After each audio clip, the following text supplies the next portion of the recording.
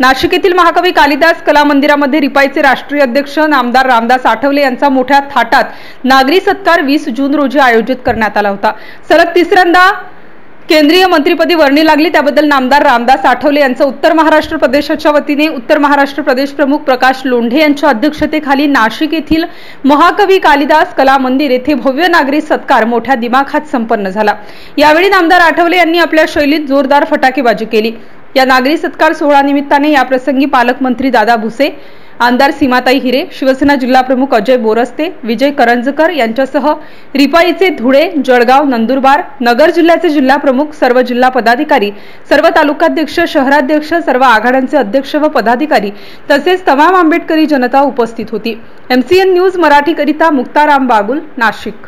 मोदी यांनी संविधानाला माथा टेकून शपथ घेतलेली आहे। राहुल गांधींना माझा सवाल आहे की आपण फक्त संविधान दाखवत होतात, पण त्या संविधानाला तुम्ही माथा कधीच टेकला नाही। तुम्ही त्या संविधानाला माथा टेकू शकत नाही, तुमच्यामध्ये तेवढी हिंमत नाही। नरेंद्र मोदी यांनी संविधानाला माथा टेकलेला आहे, टेकवलेला आहे, पण त्यांच्या विरोधामध्ये बोललं जात आहे। बोला, जेवढं बोलायचं असेल तेवढं बोला,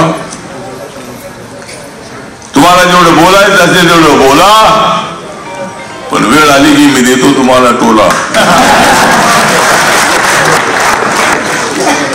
त्यामुळे बोलत असतात लोकशाहीमध्ये कुणाचं तोंड बंद करू शकत नाही आपण। आणि आता जागा कमी आलेल्या आहेत, आता जेवढ्याला डॉक्टर मनमोहन सिंग